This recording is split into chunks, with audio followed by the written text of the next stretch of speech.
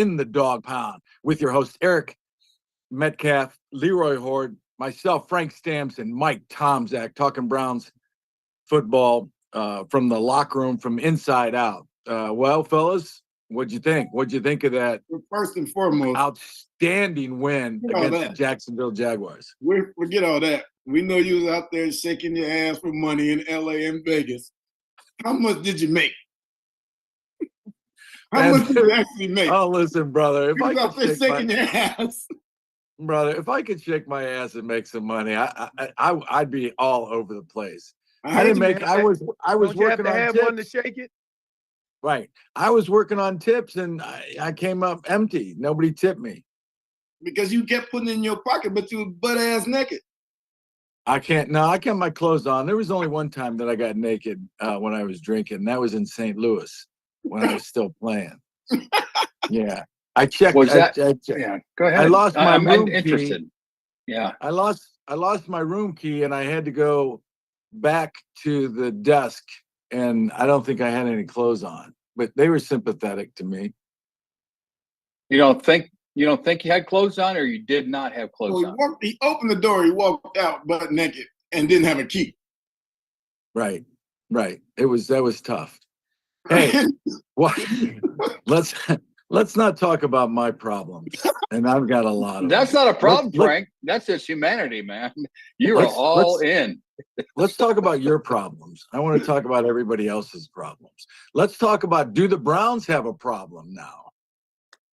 I don't see they do, but they got a quarterback controversy. They got a quarterback controversy. No, they yeah. don't. They're going to keep Joe Flacco, man. They're going to bleed that contract. No, they don't have listen. Here's the great thing about what's happening. Let's just celebrate what's happening now. Let's hope it continues and deal with that when you got to deal with it. But to sit here with 4 more games left to go in the season, talking about what's going to happen next year, let's calm down. Now, the one thing I'll say about Joe Flacco, dude is taking a lot of stress off a lot of people on that football team. The defense seemed to be playing better because they ain't got to hold the team to 10 points. The O-line seems to be playing better because they ain't got to worry about how long the quarterbacks are going to hold the ball, right? The running game, everything seems to be working better together with Joe Flacco there. And I'm going to say I'm sorry again because I didn't think it was possible. And you know what I think with that in mind is with Flacco there and not Deshaun or DTR, and once again, you can't say what's going to happen 4 games down the road because we don't have 4 quarterbacks. You don't know that one's going to make it all the way through. Right. But with Flacco versus Deshaun, DTR, PJ, that makes it easier for Stefanski because he doesn't have to worry about also incorporating the RPOs. He doesn't have to worry about having quarterback run. That shit is out. It's out. That's just out. Flacco ain't running. Right. You can take that out the playbook. We don't have to worry about that anymore. So now it's drop back pass, maybe a couple rollouts, turn around and hand the ball off. And that's all you got to do. It's almost like it's gotten better because it's giving him less options. Yes. And so he doesn't cloud his mind, as you well know, T-Zac.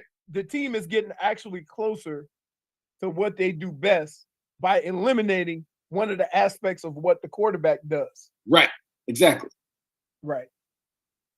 Echo my shit. Yeah. I know. I know it's going to be controversial when he takes him to the AFC Championship game. I'm looking. You guys can look day to day. You can work last week. 2 weeks ago, we're talking about Stefanski getting some wind. He's going to get a new contract and everything. And we said we tabled that. It's just one sports writer making a comment, but. My comments, I've seen this story before, guys. I have seen this story before where a veteran comes in, solidifies everything, and they just get on a roll. Right. Barring any other injury, to him, because this team has been plagued, guys, more than any, maybe because I'm following them a lot closer, but would you say this team is pretty well plagued with injuries throughout the year, no different than any other team? But here's the thing. Here's the thing, though. But like you said, that's what I'm saying. Flacco gives Stefanski the ability to run the offense like we've all been saying.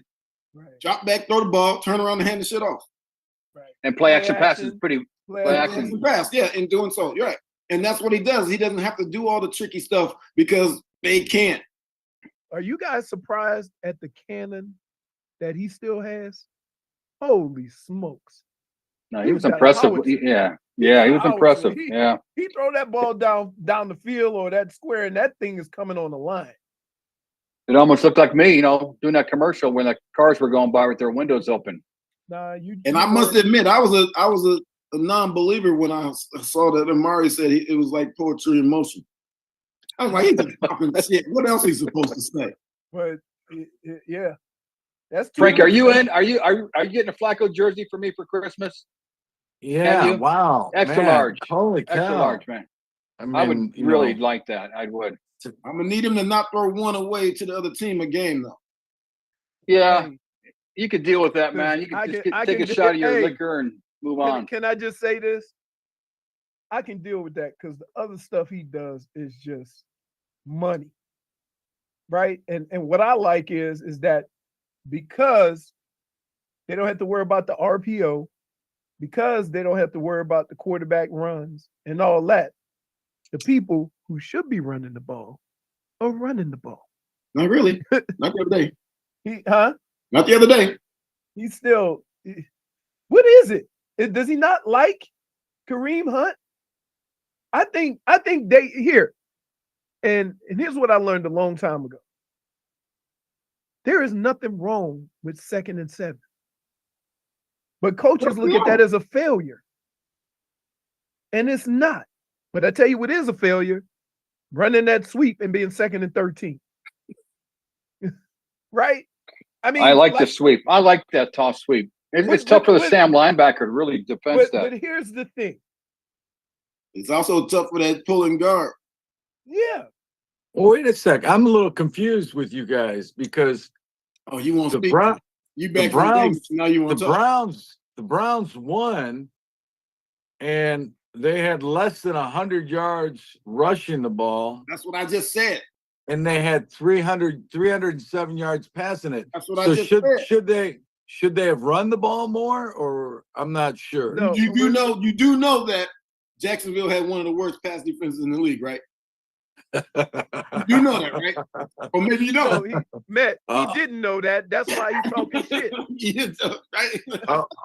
Okay. So I get it now. I mean, the reason I'm saying this, Frank, here's what's going to be the true test. We recognize Stefanski recognized their weakness, and he took advantage of it. Let's see how this progresses. Now he's gonna rely more on the run, or he's gonna keep trying to force all them passes. That'll be the true test. All right. Well, I was confused because you guys, this is like the first for the past year, you guys have been saying run the ball, run the ball. I didn't know it was specific to where what the rank was of the team that they were playing. It's called game planning and gaining an advantage. What the hell is that what that's called? Game planning? Okay, all right, I get it. But they don't do it. Apparently, you don't, because when Denver walked into the stadium with the worst run defense in the league, we did not run the ball. Okay. Well. Oh, wait.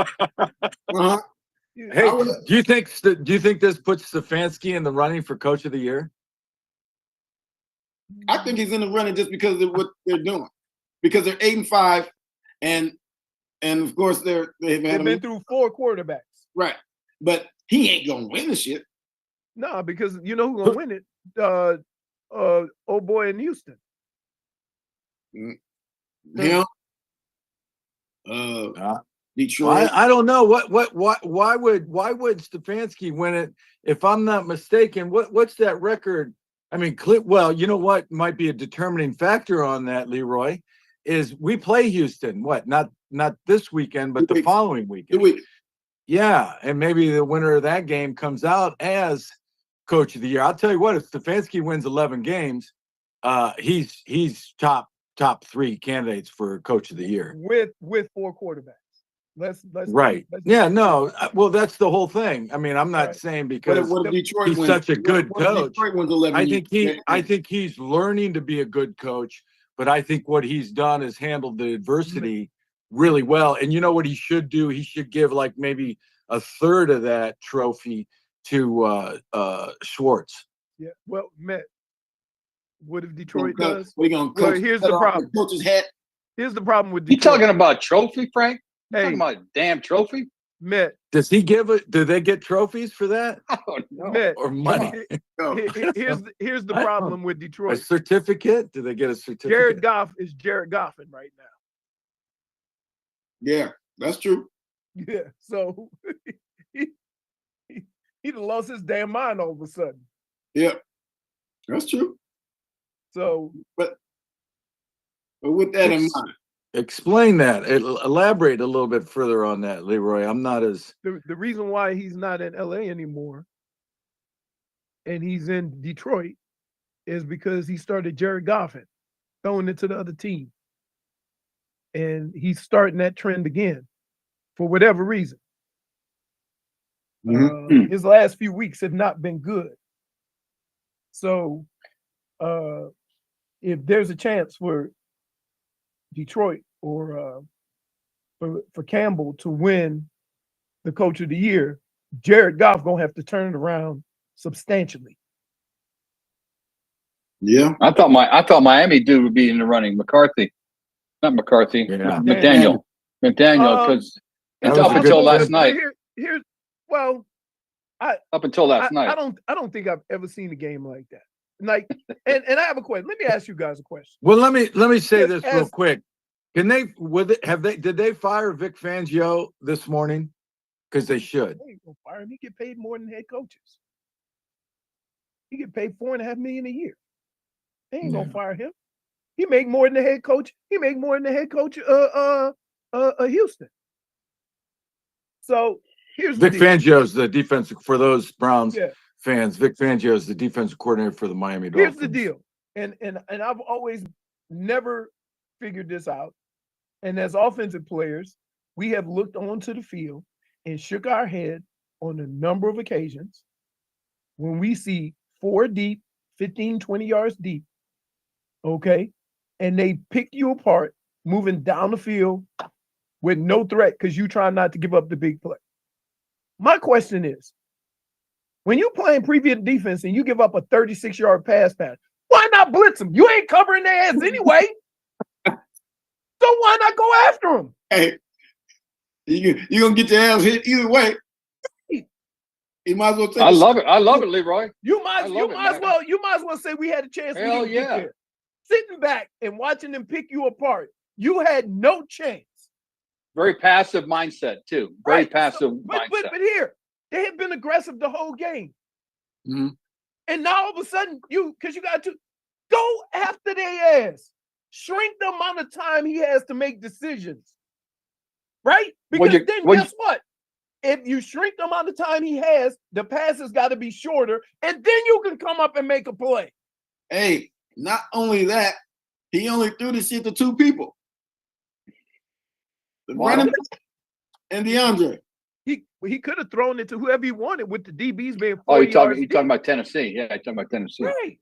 Leroy, did you have I a never full been bank able of to- calls this morning? Did you have Oh, a full? Did Yeah, they were going off? Everybody's they on tour. They say, why couldn't Tua drive them down to kick a field goal? I'm like, because here's the problem. Okay. The Miami Dolphins have had problems with one defense. And every team that's done this has caused problems. And here's what they do. They play too deep. They drop their linebackers deep, and they take away that deep in cut. Tua pats the ball, and then the pass rush gets there because he can't release it in 2.3 seconds, which he normally does.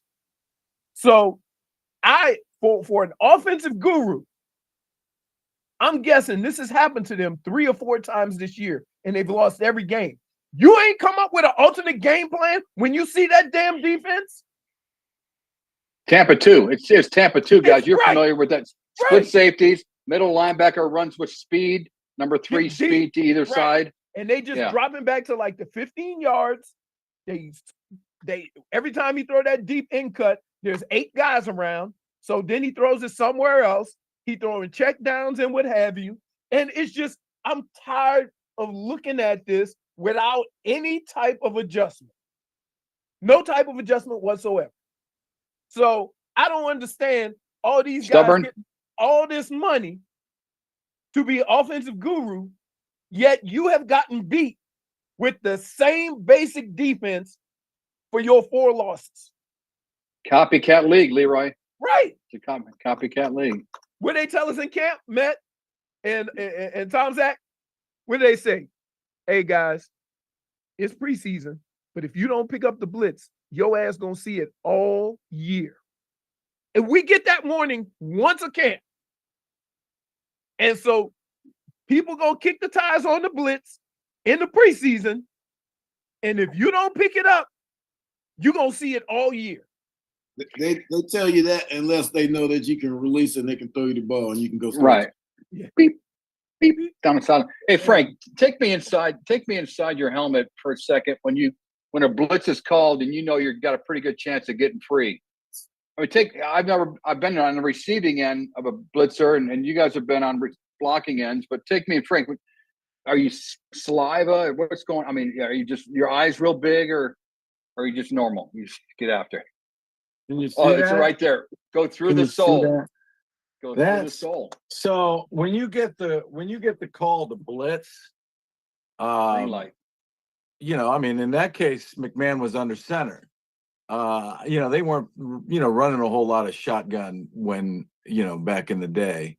A little bit different. But in that case, you try to get through your assignment, your gate. In that case, it was the A gap. You get through it as fast as you can and try to get to the quarterback. But really the idea is, you want to the big thing is you want to stay on your feet. Typically you get a back come out on you or, he isolates with you. And then you want to do what you can to, make him miss, or you can bull rush him. But, the big thing is pass rushing is you want to keep your hips and your feet moving towards the quarterback, at all times. And then you always, if you're coming from the edge, you want to anticipate the quarterback escaping, because you see a lot of guys that'll run, don't really target his upfield shoulder, which is the shoulder where he's going to escape outside of the pocket to. Is you want to anticipate that escape, so you're not surprised by it. So if I was back there in the backfield and you knew you were going to blitz, what would you do? Oh my God, are you kidding me? I'd freaking be waving my hands, telling everybody in the stadium to watch me, Frank? knowing Frank, that you're Frank. blocking me. So it would be like Frank, a sure Frank. freaking. Frank, here's Sure the kicker. Here's the kicker behind that. Go ahead. You gonna come in like we gonna block you, and we gonna slip your ass and go for 30. Right. And That's it.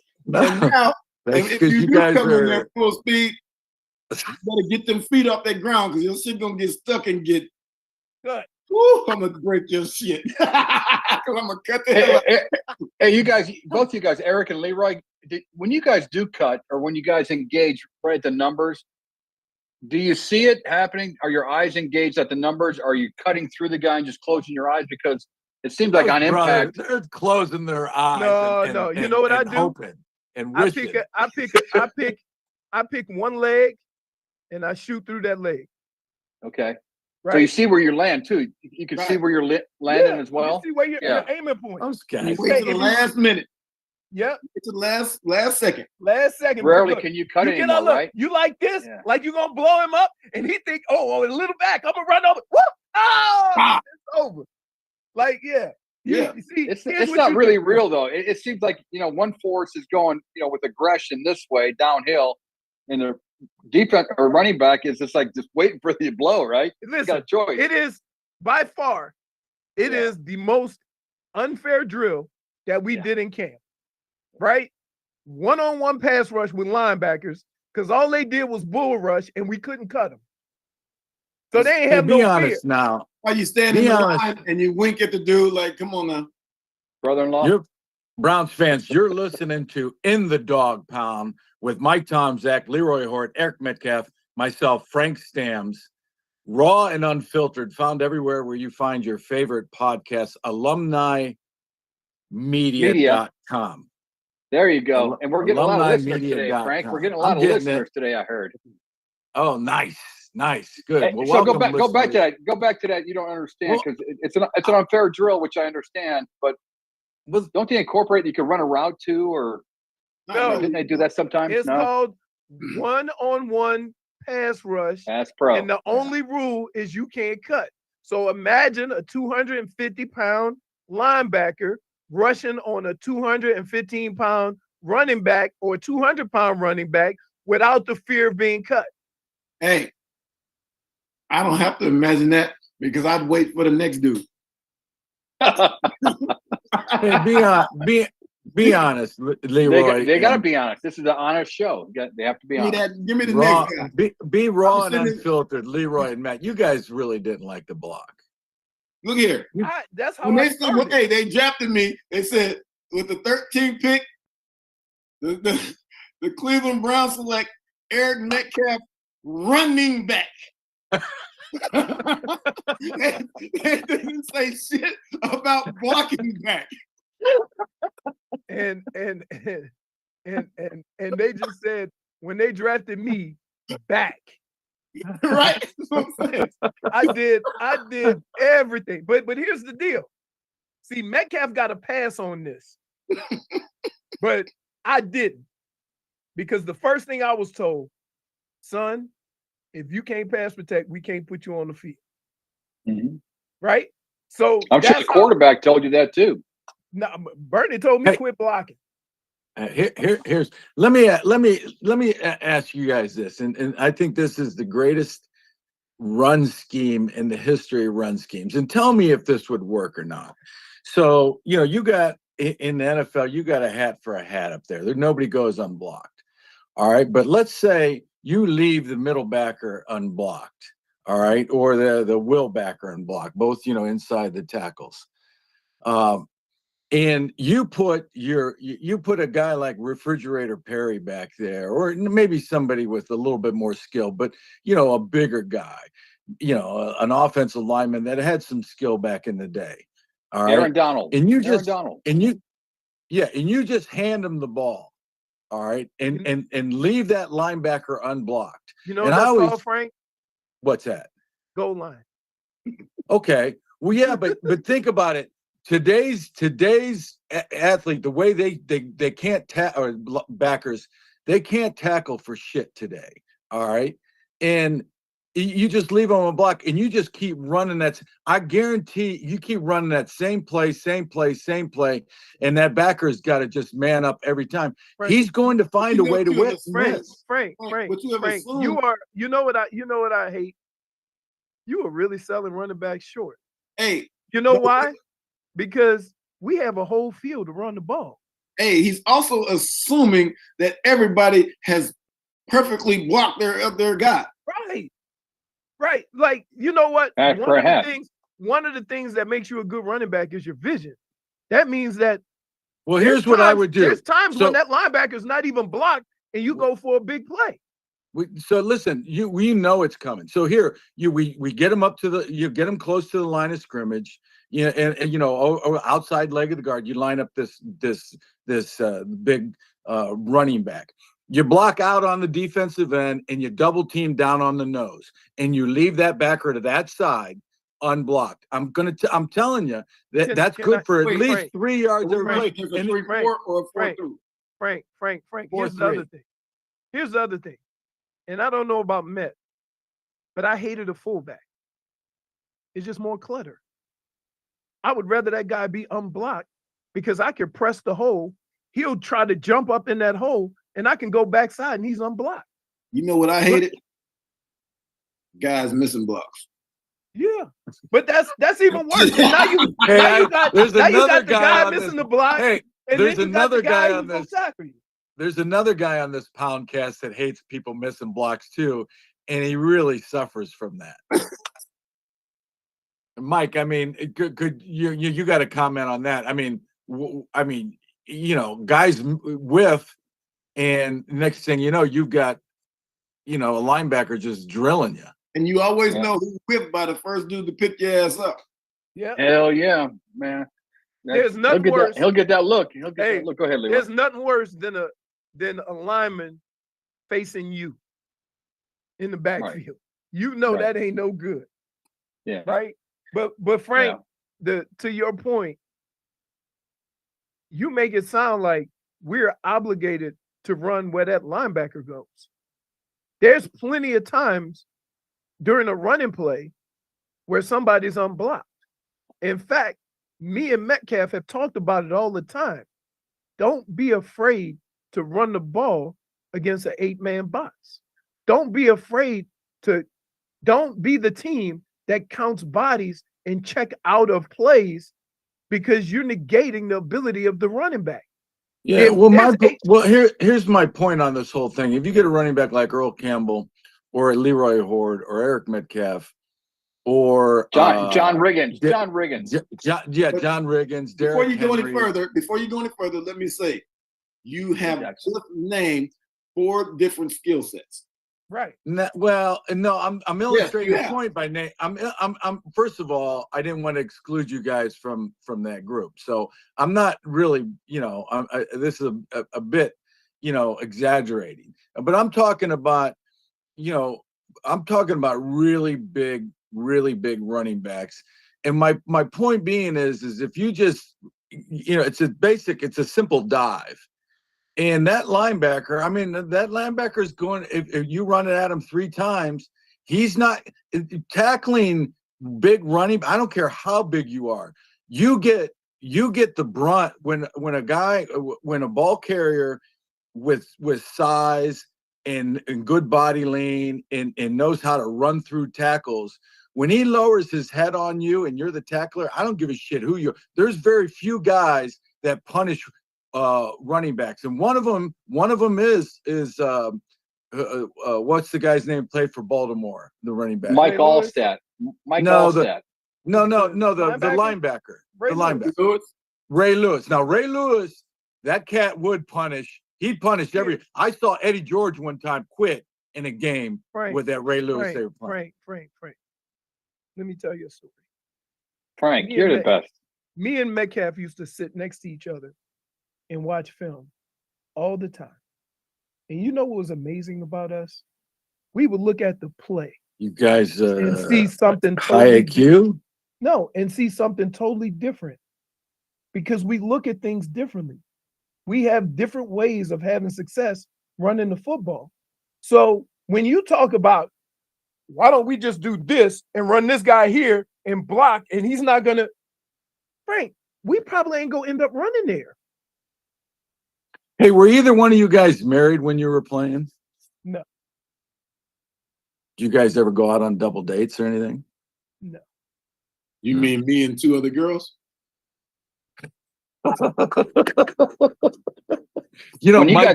Tomzak took me on a double date. Isn't that true, Mike?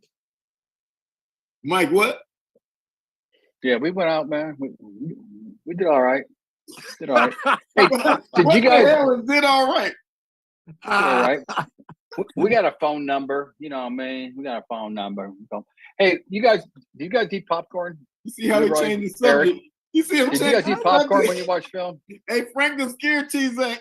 No. Right. I tell you what. You don't want to talk about it. I tell you what we used to do, though. Here's the deal. Me and Tommy, about once or twice a week, we bring donuts. And we'd eat the donuts in the running back room. Then we would go to walkthrough, and we would come back, and the offensive lineman would eat all our donuts. And if you tell this story one more time. Yeah, I tell you, man. Damn, I'm getting gray. I'm getting gray by the story. I love you, Leroy, but what happens? They put some rat poisoning on her, or some we put sprinkles some or something. That's right. And he trying to get T-Zach out of it. No, I'm back. I'm back at it, man. I can live up to it. But did you guys enjoy the huddle? I've always wanted to ask, because here at Youngstown State, we don't huddle except for it's 4th down or late in the game, 4-minute drill. It depends on you guys who's enjoy in the the huddle. Here, when Bernie was in the 10 huddle, other dudes. Okay. When Bernie was in the huddle, everybody had to pay attention because the person that brought the play in, we all knew that wasn't going to be the damn play. Right. So you had to pay attention. And Come on, Bernie not was, every time. Not every pretty time. much. And Bernie was Really? notorious. Bernie was notorious for taking a knee and just drawing some stuff up. There's no lie. Really? So Yeah. those stories are true. Take Yeah. me through it, Leroy. I mean, you got a 40-second I clock. give you a 25 second perfect clock. I give you a perfect example. Yeah. We Yeah, I'm running curious. like 2 minutes at the end of the half, and Bill sends a play in, and Bernie takes the knee and says, "Jax, you supposed to run," and we talking about Michael Jackson. You supposed to run a corner.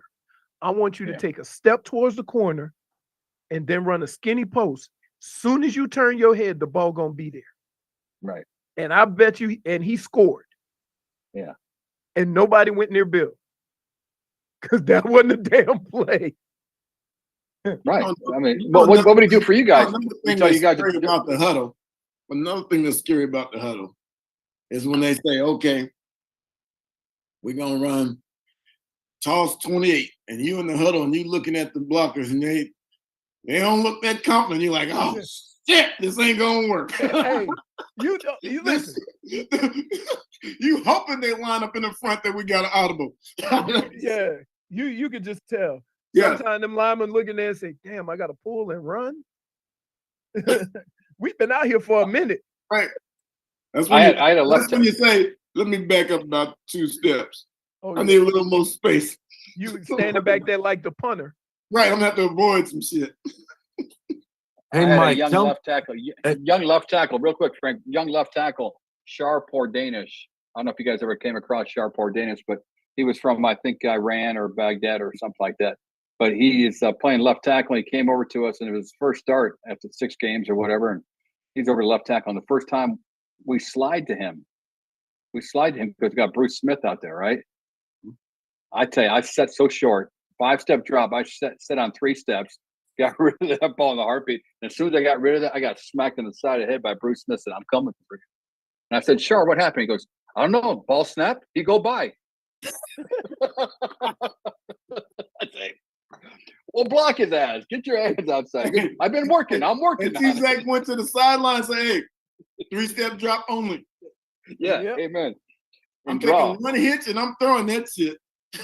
I love the lead draw. You know, Leroy, I love the lead draw. And Erica, you probably love running the lead draw with the fullback, or tight end coming in there and, banging that Mike linebacker. You drop back to pass, and all of a sudden, here comes the Mike linebacker, and the tight end whacks him or the fullback whacks him. They don't run that lead draw anymore. Because there's no lead. There's no. They don't use two backs. They really got tight end. They insert. Right. They insert. But you know what I used to like, pizza. Mike? Yeah. Yes. I used to like the counter where the back offset. Weak. And he starts Goes off back and strong. cuts off the backside. The guard pulls. You start that way and go back because you get the flow this way because they following the fullback. And then you follow that guard up in there. I used to like that. Remember back in the day, they can't do it no more. Remember we used to have the wham block? Oh, yeah. Oh, man.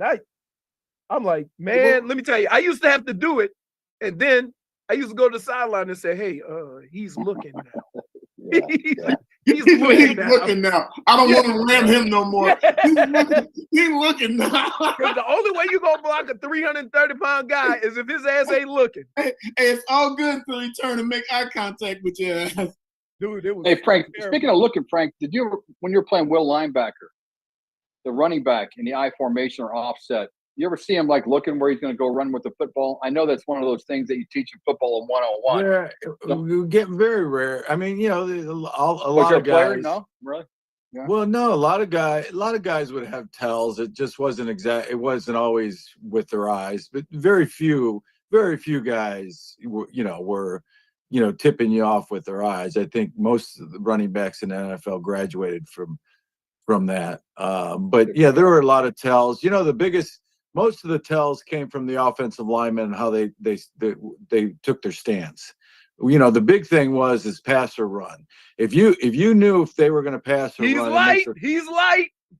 Yeah, it makes a world of difference. It really does. Hey, if you can, and then we would get him. You know what we would do? He's light, draw. Right.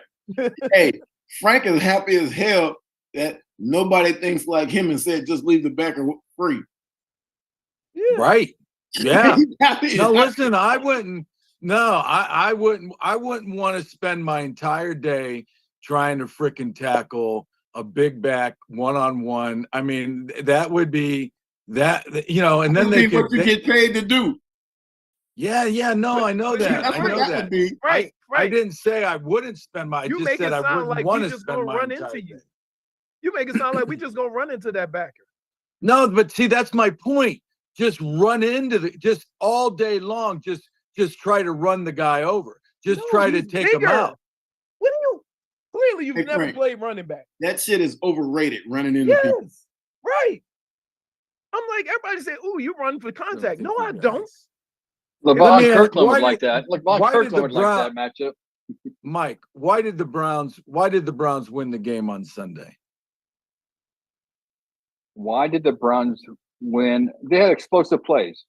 They got no Joko involved early and often.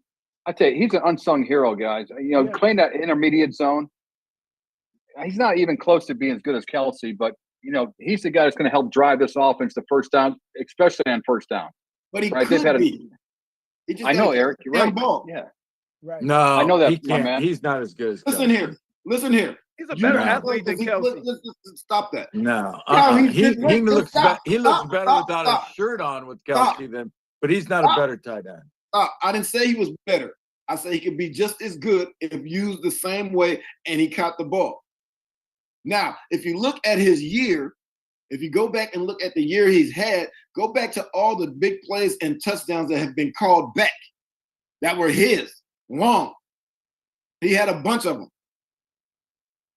And so his numbers would probably look better than Kelsey's at this point. He might not have as many catches, but as far as average and touchdowns, he'd probably have more if all those weren't called back. I'd like to see that package close. extended. Yeah. I'd like to see that package extended. And I would. Here's the problem. You have Joe knows what to do. You have too many similar guys, right? So in the same space that Njoku is running, you also have Coop, right? That middle of the field, that end cut, he's stretching it. Crossing route, right? And so the more they stretch the field, the better and more area that Coop and Njoku have to run. But what happens is they're on different sides, basically running the same identical routes in the middle of, in the intermediate areas. And if nobody's pushing the ball down, if nobody's pressing the ball down the field and nobody's threatening the deep ball, then the defense shrinks up. We've had this same problem with Jarvis Landry. We had the same problem. There was nobody to put pressure deep so they could create space for those guys to operate. Now they're still able to operate. But if you notice the way Coop does it is he's running corner routes, he's running crossing routes, he's running out. They're kind of starting him in the middle or running him across the middle. And then in Njoku, they're kind of hooking in the middle of the field. So they're trying to create space with those two guys, but you need to get those safeties out of there to create more space for those guys to operate. And they haven't been able to do it on a consistent basis because when they do have an opportunity, everybody got to make a sign across and hope he catch it. Right? And since Flacco has been in there, they've Joe. added, Call him Joe. Call him Joe. He deserves Joe. So Joe Falco. No. You know who that is? You know Joe Falco is? Yeah, I do know Joe Falco. The replacement. Yeah. Right. So what happens since Flacco's been in there, Joe, I'm sorry. Their average down the field is much higher. Right. Per his attempt, 12 yards. DTR is like 4. Deshaun and PJ were like 8 and 9. And so with Flacco in there, they're attempting to go down the field more because he's always done that, right? They have to because he can't run the ball as well, right? So it's either we're doing this or they're going to line up and try to stuff this run. Right. I love it. Frank, please, extra large. I'm sure they have them. You probably have a contact somewhere. With number what? 15 jersey for Christmas, just or belated Hanukkah gift. Joe, they're Joe. printing them up. They're printing them up down at the stadium. I don't want Flacco. I just want Joe. No, because then they'll think Joe Thomas. How about just Flacco? Not with number 15. Right. Thanks, you, Yeah. Leroy. Hey, any of you guys Yeah. can send. I'll send you my address, but I got to get one Hey. of those, man. I had Hey, Baker Mayfield. Frank went out there on a limb and said, "How about let's just put Flacco on the back of his jersey?" That's Hey, it's funny. You guys said I think I shared this. I shared this with Hey, you that guys was- before about one of my former coaches, Buddy Ryan. You know, Buddy Ryan would never call you by your name; he'd call you by your jersey number. I didn't know that. I said, Coach Ryan, I said, how come you always say, "Hey, 18, get over here"? He goes, "You see that name in the back of your jersey? You probably won't be here long, so I'm not going to even Yeah. try to remember your name. Just keep Yeah, Buddy Ryan. go on your way, 18." Which was kinda great. So struck back me- to Flacco. What was We your don't need man's name? Flacco. What was your man's name in the Budweiser commercial? They don't even know my name. They don't mind. Had the name on the front of his helmet. They don't even know my name. I love that. And speaking of that Budweiser commercial, I think there's a little chatter, boys and girls, about Emmitt Smith and Peyton Manning doing a Bud Light commercial. Were you guys part of that woke movement, or did you guys listen to any of that stuff previously? No. Okay, Hey, we'll fast forward to who- more hey, news you know here in who the I think- NFL. You know who I think should do a commercial for Gerber? You know, Gerber, the Baby the food? baby formula company, is Patrick Mahomes. Patrick Mahomes is the biggest baby in the history of babies, and I'll tell you why. Because he's complaining the other night about the offsides. Now I heard it was all directed as the refs. But listen, here's the guy, and you guys know this. Here's a guy that benefits more than probably anybody else in the league from the officials and the calls protecting him as a quarterback, and he has the nerve to complain that or to say that the officials should keep their flags in their pocket because they called a clear offsides penalty on Kansas City. I just, to me, that is the Can I give you the other biggest side of freaking that? baby in the world. Can I give you the other side of that? Yeah, Is absolutely. that every time we line up in the slot or outside, we inform the official if we're on or off. Mhm. Right? Mhm. And he'll say, back up 33, back up. Right? Now, the reason why this was a problem is because he was so far inside that communication couldn't happen. And then when you look down the line of scrimmage, it wasn't that where he was lined up was so egregious, but if you look across the ball, the other guy who was on the line of scrimmage was a yard behind him. So something had to be wrong. Either he was in the backfield or he was offsides. Right. So that was the problem. But normally an official will yell in there, but he was so far, he was next to the damn tackle. And he did actually look at the ref. Right. He did actually look at the ref to see if he was good. Frank, I have no problem with Patrick Mahomes going off. It's an emotional game, and if you say he should do a Gerber commercial, where's the babiness from a highly competitive individual that just wants to win at every cost? Well, I appreciate your question, and I'll go with what Austin Carr said. Emotion is a good thing, but you've got to channel it the right way. And I thought that was channeled the wrong way. And like I said, he benefits more from the officiating than anybody, in my opinion, than anybody else in the league. And for I him to channeled my emotion once. Metcalf was with the Rams, and one of his linebackers tackled me 5 yards out of bounds. I was with the Rams. You were with the Rams. No way. Yeah. You don't play for the don't you Rams? remember, Eric? Remember, wait, who was it with? Seattle. No, it wasn't Seattle. You were with the Rams. No. Get your No, story of course right. of course you were, Eric. Let's go back in time. Hey, work with them, Eric. Work with I them. was not on the same team as him. We'll go with that. Oh, the same team as who? You. Yeah, you was. Because remember, huh? You said I was with the Rams? Yeah. Never. When this happened, you No. never played for the Rams. Never. Then who was it? I would like to play for the Rams. I'd like to be out in LA. I played for the Rams. I It was played a for lot the of fun. Falcons. Yeah. Then who was I'd after like that? to, Frank. I played for the Cardinals. I just want to live in a was marina, the- Frank. it was the Just live in a Cardinals. marina. It was the Cardinals. In the playoff game? Remember we played it was a preseason game. And with the Browns. no, I was with Minnesota. What happened? One of his linebackers, I ran out of bounds, and dude hit me 5 yards out of bounds, and I almost hit the bench. And so, Damn. I got emotional, and I went and got his ass. Oh, how'd you I get like him? that. I blocked his ass Grab all his the way ass. to midfield.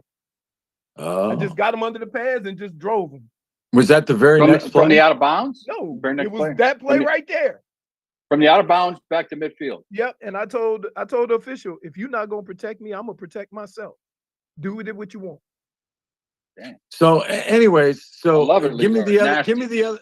So on Mahomes, I just think Yeah. I mean, look at the Super Bowl game last year. When they got the pass interference. Now I believe it was pass interference, but the Kansas City benefited from that and was able to win the game. Well, then why are you talking if you believe it was pass interference?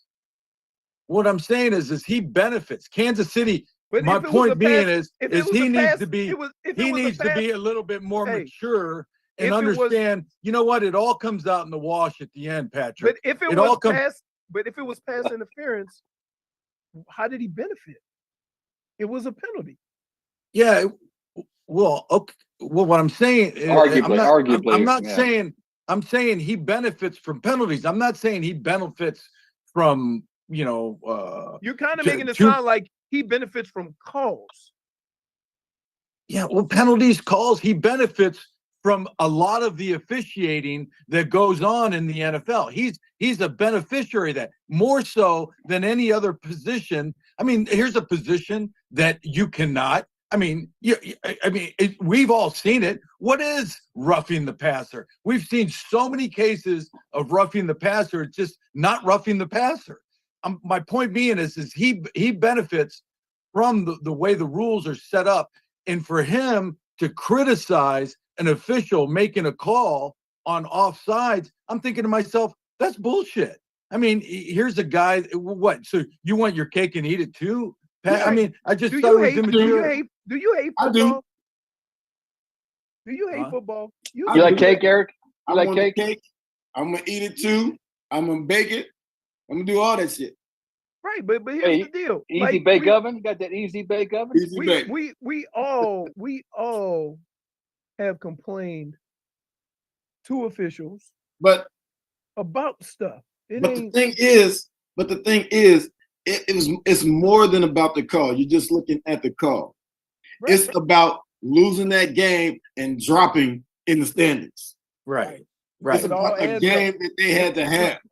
Right. Hey, he's a diva. No, He's a no matter how you slice it, he's a diva. Thank you, Mike. And He's a diva. he's like LeBron James. He's always he's got to get. He has that right though. He has contrary that right. to popular belief, so is Aaron Rodgers. He's a diva. I agree. Here's the 100%. thing. If the Kansas City Chiefs are sitting in the number one team in the AFC, then he's probably not like that. Right. It's been his worst year. It's been his worst year production wise in the National Football League. Yeah, because can't nobody catch on this team. You think he's jealous? Do Do you think Patrick Mahomes is jealous outside of Kansas City? What's that? What's You that? realize he's never played a playoff game outside of Kansas City? I know. I heard that on Sunday. I was like, lucky. Right. Never played a playoff game outside of Kansas City. I think it all started And he's when not trying to. that lady showed up. That lady showed up to see Kelsey in that box, and his wife wasn't invited. It all started. All right, hey, let's. What's that, Mike? When Taylor Swift showed up that Monday night game or whatever, and she didn't invite Patrick Mahomes' wife to the box until the next week. I think that's when it all started. Patrick is still pissed about They that. invited Bernie. How about that cat? Where he been hanging? I asked him why was that. He's been friends with them since they were in high school. Right. I know. Because they're from Pennsylvania or Ohio or. But what we Ohio. got going this week, gentlemen? We got Bears coming in. Bears. We got the fight for victory. Who are Bears actually down. better than a lot of people think. Yes. Yeah, I agree. They're better than a lot of people think. Did you watch the Bears in Detroit? Did you have a chance to? You give him some space, he's gonna take off on your ass. Right? And so it's DJ Moore, Justin Fields. And that's who we're looking That's for. it. That's it. And if he looks at DJ Moore and he's covered, I'm out of here. And get that bubble screen. You've got that soft zone and cover 2. That little drop area, 18 to 22 yards there. And they got that Cole Kmet from Notre Dame. He's productive. Right. He's got about 6 to 8 catches a game. But you know what, guys? I was impressed the last 2 games of Bears, the way they rallied to the football and defense. That Minnesota game that went into overtime, that was a physical football game. And this past weekend against Detroit, I mean, those defensive backs are playing not only for their jobs, but for the sense of pride now. You know, they're already, 5-8? I think they're 5-8 now. For their jobs. Yeah, I don't think that. But more importantly, for their job. Pride is cool, but I'd rather have his job. Hey, the Bears have won. The Bears have won 3 of the last 4. They're outscoring. Oh, I'm sorry, they're not. They're averaging 20 points a game. I can't see without my glasses. They're averaging 20 points a game. Where's the? Go back to the last 4 games, though. I think they've scored a lot more than 20 points. Frank's just trying it's gonna be a war. Frank's still just trying to recruit from Vegas. You know, he was out there. Oh wait, hold on. His money maker, getting paid, glitter in his eyes. Did you have a chance? Did Frank and you hang out at all? Frank didn't even acknowledge me in LA. Yes, I did. That's a lie. Leroy, how about that, Leroy? That'd be like me walking by Leroy without giving a hug and kiss. He walked by just to let me know over there and kept on moving like a Listen, ghost. man, I walk by. I got no one to talk to. I'm like, Eric's being mobbed by so many people, and all I did was I didn't want to ruin his moment. I didn't want to come in. All I just wanted to do was say hi, Eric. Very kind. And I did. And he walked by me. He tugged at my pants and waved the toothbrush at me. I had my toothbrush with me. I needed a place to. I needed a place to stay. You obviously didn't, get. And that worked out well for you, Frank. Worked out well for you and Mason. Listen, this guy. We flew out Friday, and we stayed. The guy John from St. Felix Restaurant. What's John's last name, Eric? Arlaki. He put on this block party, dude. It was outstanding. It was a blast. The weather was perfect. The night was perfect. Started about 5 o'clock, and he had this corner. He had about a whole block blocked off there, fenced in. A lot of Browns fans. What time did you actually get there? Started 4. See, I got there too early. I got there, I think, like at 3:30. And so by the time I saw you, it was like 7 o'clock at night, wasn't it? Yeah. So where were you? Hey, but man, I was at the party for 4 hours. I was partying too much. Right. Okay. Yes. So anyways, I went to the game. I ran into some old Rams that were there. Todd Light. You guys know Todd Light? Mm-hmm. Todd invited me to his suite. It was great. Had a great time. I'll tell you what, the Rams fans, I've got some video I should put up on our website. Boy, man, they could tailgate. The Browns fans got nothing on them. I was there with the mariachi bands. They were great. And then we went out to Vegas for the Hall of Fame. Right after the game, we went to the airport, went to the Hall of Fame induction. And I wish you guys would have been there. You guys would have recognized a lot of guys. That were there. A couple of guys that I hung out with, Chris Zorich, Mike Stonebreaker was being inducted, Bryant Young. I don't know. Chris Zorich is the only 15-yard penalty I ever got in my life. You got to explain that. So we were playing Notre Dame, right? And he got a pick. And I ran from the other side of the field. And he jumped out of bounds. And I was like, I ain't run all the way over here. I ran over here. I ain't run over here for nothing. I'm going to light his ass. I lit his ass up. He was like, what the hell are you doing? I'm like, somebody had to be hit. Right. Well, yeah, I love it. I love the violence, Leroy. You got some violent stories, man. You blocked that dude from out of bounds all the way to midfield. Yeah. I know. I'm glad you were in my huddle. Yeah. You know what amazes me about that story the most is Chris Zorich getting an interception as a nose guard. I wonder how that happened. It was batted around and he caught it. Started running. And I ran from the other side because I was in the flat on the other side. And so I started chasing. And I got like 5 yards away, and I'm like, this son of a bitch went out. Oh, hell no. Clip.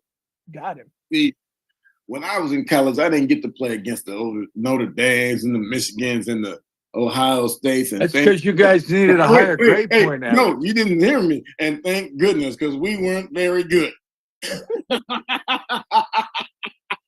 We got our ass kicked.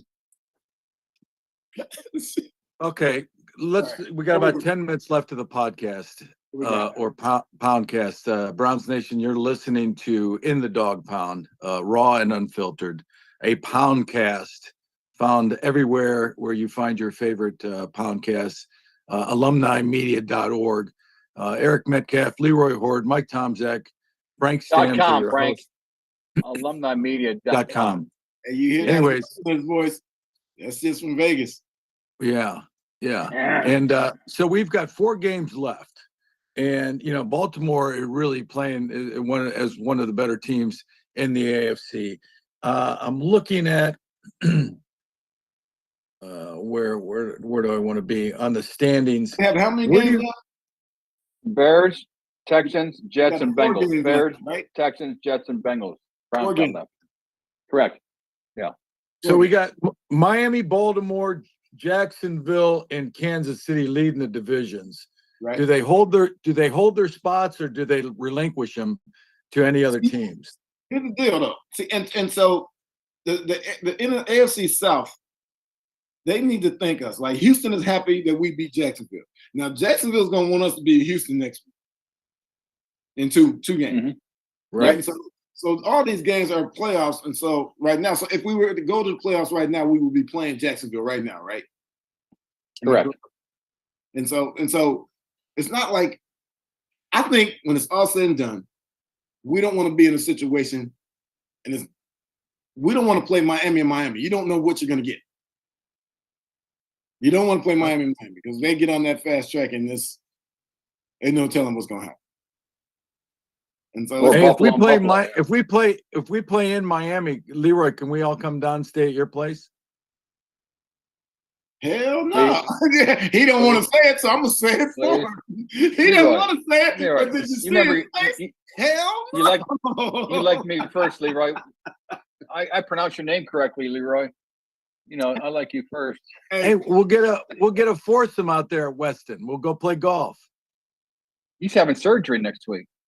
Aren't you having knee surgery or something coming up? Yeah. Coming up. God let's damn. Go next going on IR. And you got to get that stuff done before the end of the year. You probably have maxed out your insurance, haven't you? Max it out. That means that shit is free. Right. If I wait till the first of the year, I got to start over. That's right. That's smart. You're smart. You went to You Michigan. are smart. You're a smart guy. Yeah. He's tough too. Beats the shit out of people in the middle of the field. Oh yeah, but you're only 15-yarder in your whole career.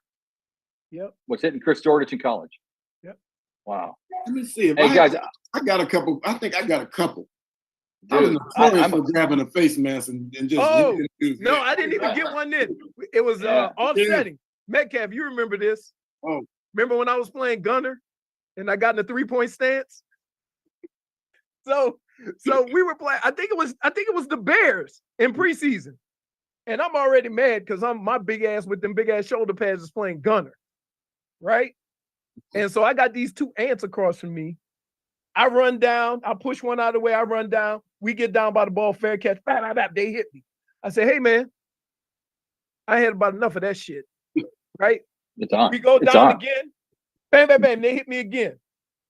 So the next time, I got in a 3-point stance, and they go, "Uh-oh, big fella pissed." I say, "One of y'all about to get y'all ass kicked. Pick one." I just went after one, and we fought all the way down the field. It was a fair catch, and it was 3 of us off to the side just going at it. Yeah. And so when we watched film the next day, Bill said, "What the hell is this?" I said, I had to take care of some business. Right. Protecting myself. Yeah. But I sure did. It was old school. I was in the 3-point stance as a gunner.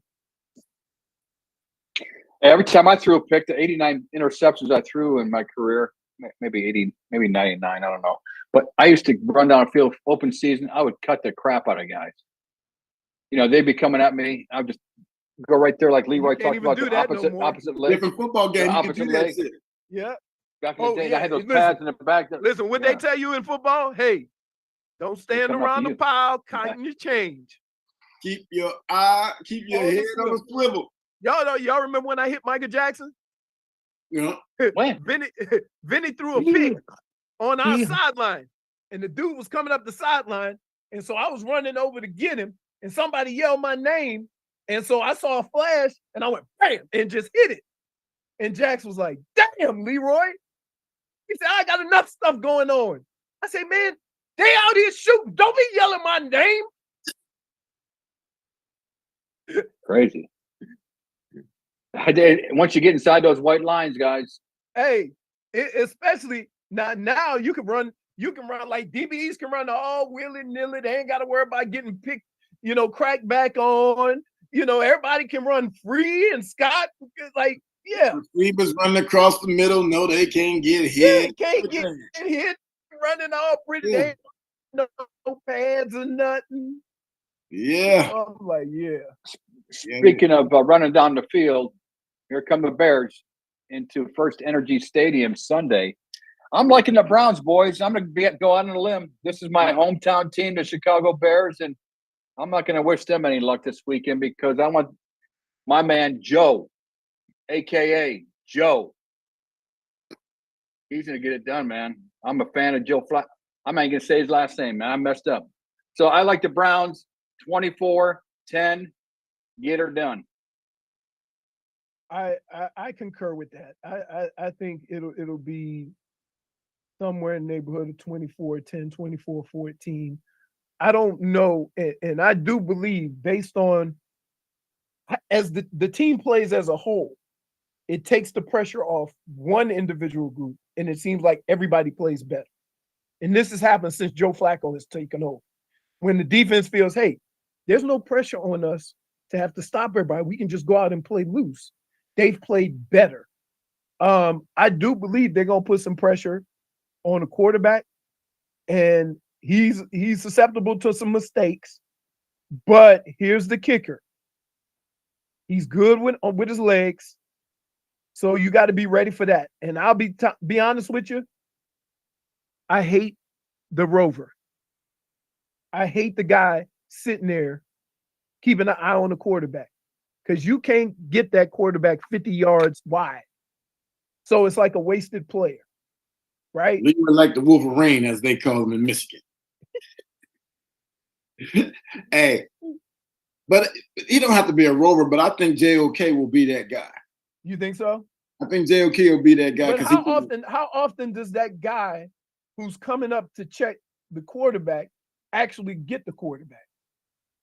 So it's almost like a wasted guy. As long as he can put pressure, because he's fast enough. But I like it. But I think the Browns 27-13. I don't think Chicago can score 2 touchdowns. Right. Unless the defense scores, which they've done a number of times this year. The defense has had, I believe, 7 touchdowns. One guy had 6. What, he had 5 interceptions for a touchdown. The defensive back, number 36. And he plays for Dallas. Yeah. That's the record that he said. Oh, is that right? Okay. Yes. Again. Yes. And that's without Diggs. Thank you. I know, fact check. I should never go to Google. I should come to you guys, man. Frank, I know you're fantastic. Frank, you're doing something. The weather's gonna be nice. Thanks, 48 Mike. degrees. What you got for us, Franklin? Thank you. No, I think the Browns defensively, playing at home, the defense is one of the best in the history of the NFL. I mean, it's just off the charts how good they are. And, I think that continues. I think they're really playing, gaining. What I'm impressed about and gives me hope for maybe a first round win in the playoffs is the Browns are, playing a little bit. They're playing a lot more consistent on defense.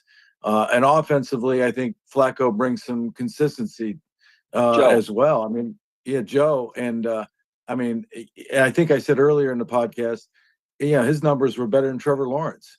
just amazing. So I like the Browns again to win the game. I think Chicago, even though they're playing well, I think it'll be a low scoring game, maybe 20-10. But I do like the Browns in the game, and going forward quickly. I know we want to wrap things up here, but how do you see the rest of the season? What we're we ain't that good, Frank. This team ain't that good. Belichick, you can't be talking about the next games. Right. You That's play what for I'm saying. Belichick.